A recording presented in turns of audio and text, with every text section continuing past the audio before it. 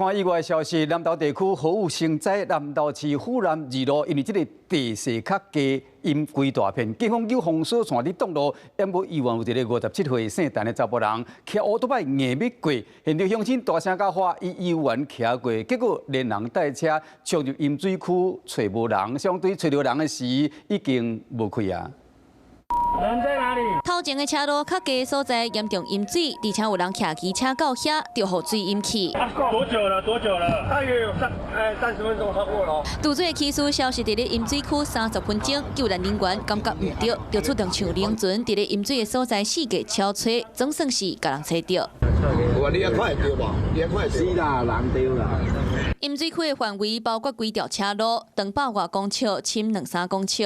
这是南投市府南二路，路口有旧封锁线，因为车路的中央是较低的所在，若落大雨就严重淹水，就连标线嘛拢无看的。